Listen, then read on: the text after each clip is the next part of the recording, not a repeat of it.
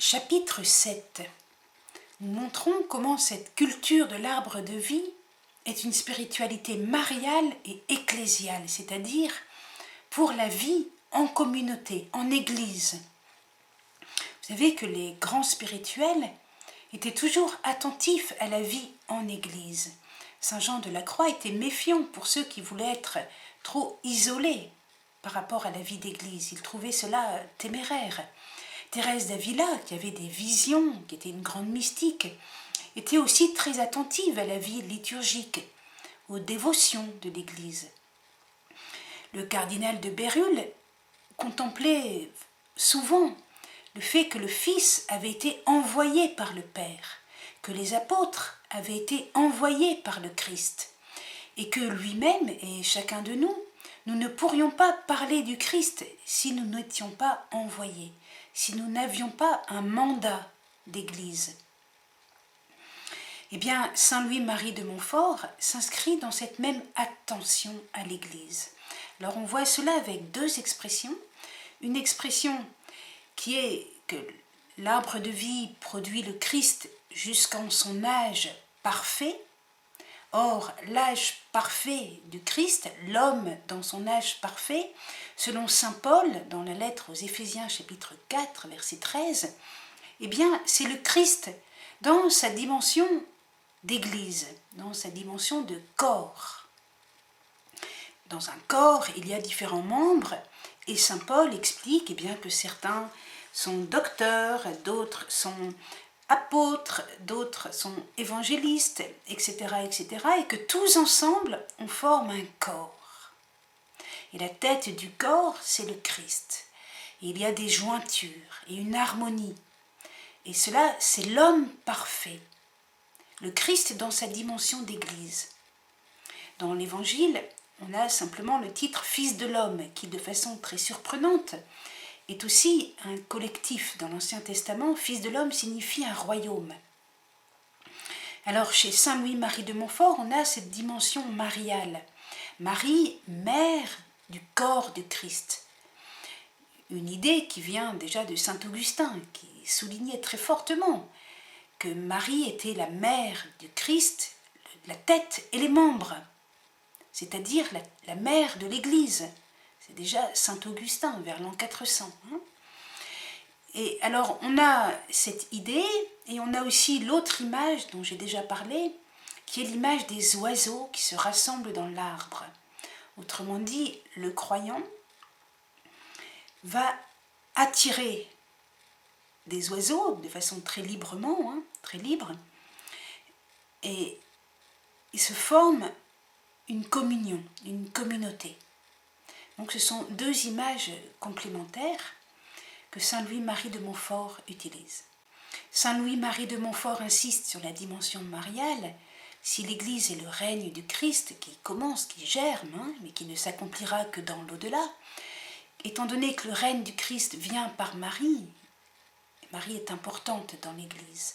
De même, si l'Église est le lieu de la connaissance du Christ, Marie est celle qui en a le plus connaissance, donc elle est importante. Si l'Église est le temple de l'Esprit Saint, eh bien, Marie est importante parce qu'elle attire l'Esprit Saint dans nos cœurs. Si l'Église est un lieu de persévérance, eh bien, Marie est importante pour cette persévérance, pour cette fidélité. Elle est la mère qui nous porte dans la durée. Vous savez que chez les orthodoxes, l'évangélisation se fait à partir des monastères. Autrement dit, se fait à partir de lieux d'intériorité, de spiritualité. Bien, Saint Louis-Marie de Montfort, qui est dans la tradition latine occidentale, il a tout de même compris que l'évangélisation se fait à partir donc de l'arbre de vie qui attire les oiseaux. L'arbre de vie, c'est une personne, un chrétien, vous et moi.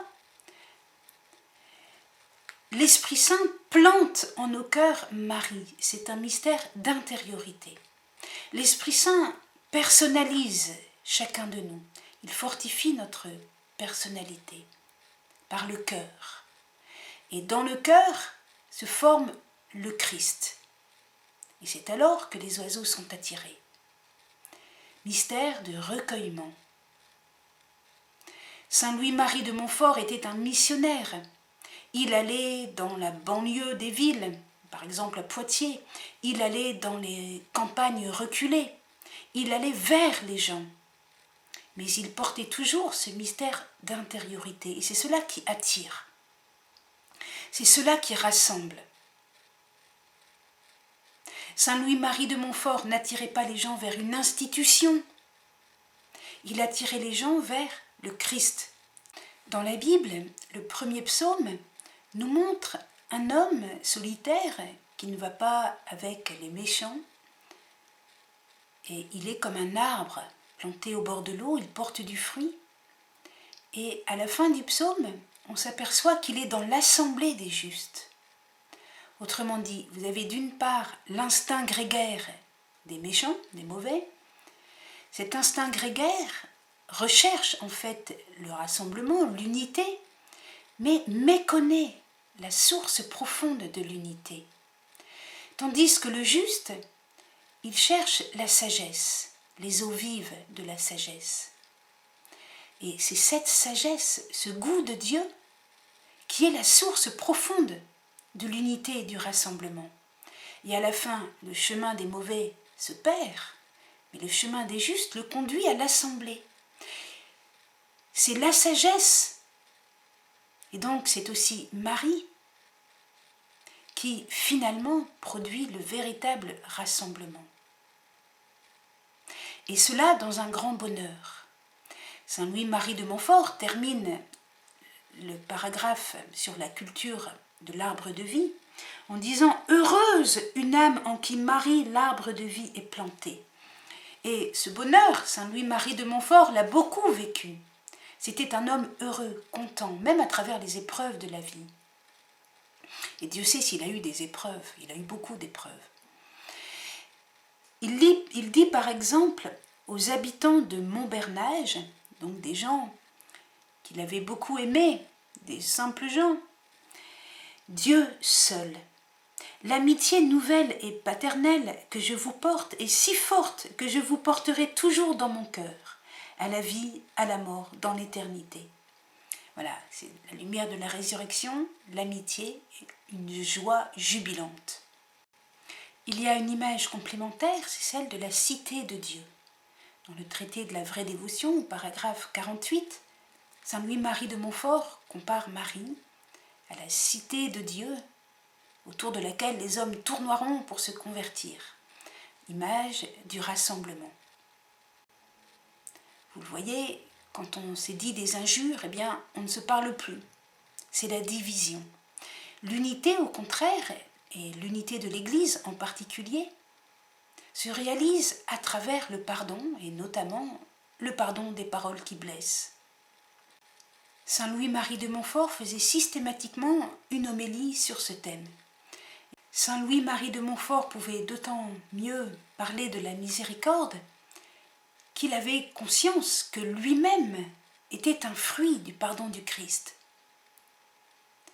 Il le dit à plusieurs reprises, et cela au seuil de ce fameux passage sur la culture de l'arbre de vie. Secret de Marie, paragraphe 66. Ah, que ne puis-je publier par tout l'univers cette miséricorde que vous, Jésus, avez eue envers moi, que tout le monde ne connaît, que sans Marie, je serais déjà damné. Que ne puis-je rendre de dignes actions de grâce d'un si grand bienfait. Marie est en moi, oh, quel trésor, quelle consolation. Et je ne serai pas, après tout cela, tout à elle. Alors, au paragraphe 67, « Ô Saint-Esprit, donnez-moi une grande dévotion et un grand penchant vers votre divine épouse, un grand appui sur son sein maternel et un recours continuel à sa miséricorde, afin qu'en elle vous formiez en moi Jésus-Christ au naturel, grand et puissant, jusqu'à la plénitude de son âge parfait. Ainsi soit-il. » Et encore, au paragraphe 68, «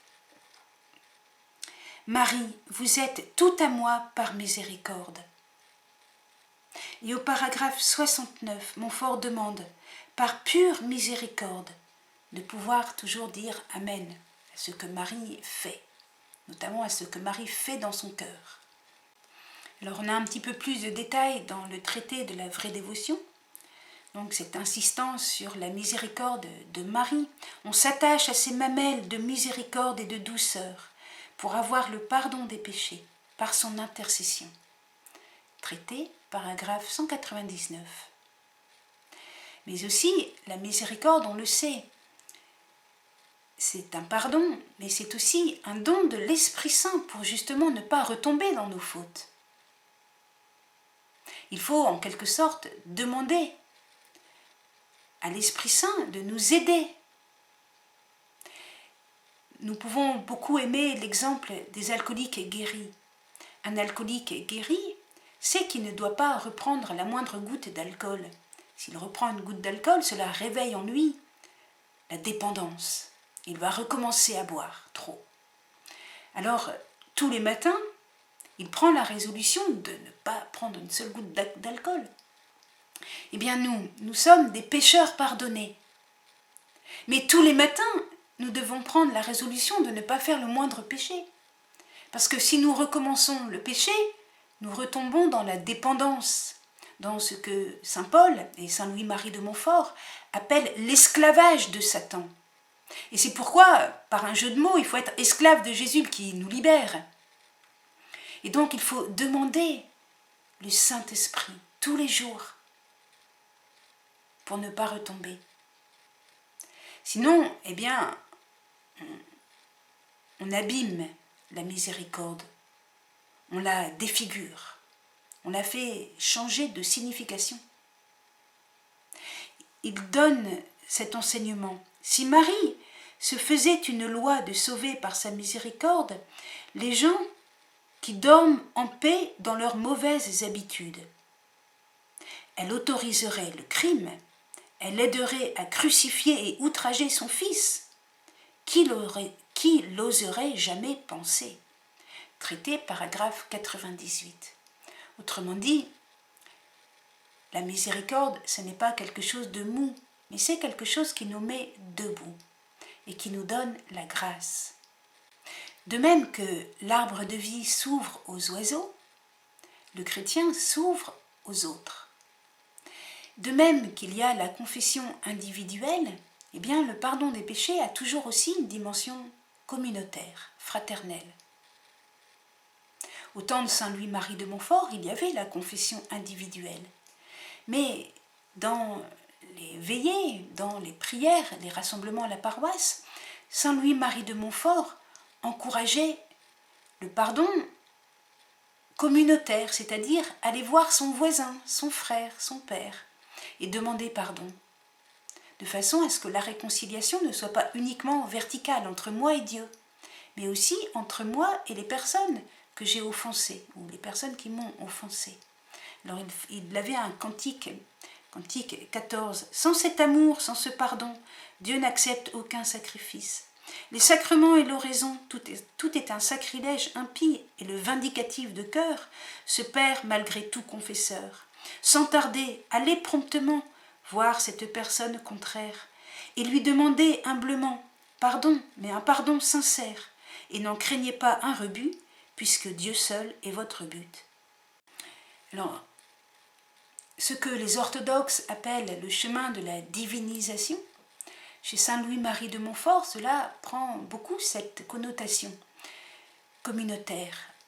Nous sommes Christophores, nous portons le Christ, l'arbre de vie porte Jésus, le fruit de vie. Bien, alors nous sommes unis à la divinité, unis en s'élevant vers le Père des Lumières, par l'Esprit Saint. Bien, mais il y a cette histoire des oiseaux qui viennent dans l'arbre. Et là, la divinisation, nous comprenons qu'elle est communautaire. Au ciel, nous aurons une vie communautaire. Nous aurons des frères et sœurs dans le Christ. Et toute cette dimension de miséricorde que nous vivons sur la terre, elle est importante pour ce cheminement, pour ce chemin de divinisation. Alors, les apôtres des derniers temps, dont parle saint Louis-Marie de Montfort, sont importants justement pour cette dimension apostolique qui construit l'Église. Alors il les décrit de cette façon. Les serviteurs, esclaves et enfants de Marie, On a compris le mot esclavage, on ne fait pas de contresens. Mettront le feu de l'amour divin partout. Porteront l'or de l'amour divin dans le cœur, l'encens de l'oraison dans l'esprit et la myrrhe de la mortification dans le corps. Alors avec l'or, l'encens et la myrrhe, on a une allusion à l'offrande des rois mages au moment de l'enfance de Jésus, une offrande qui reprend la vision du prophète Isaïe et qui prophétise le rassemblement des nations attirées par le Christ, encore une fois l'image du centre, du recueillement, du rassemblement. Et on a en même temps, chez Saint Louis-Marie de Montfort, l'image apostolique. Il porte partout l'amour divin. Et alors l'or, l'encens et la myrrhe sont merveilleusement associés aux dimensions de la sainteté. L'or de l'amour, l'encens de l'oraison, la myrrhe de la mortification. On voit bien les dimensions ascétiques et mystiques. Eh bien, nous terminons sur cette belle image. Merci.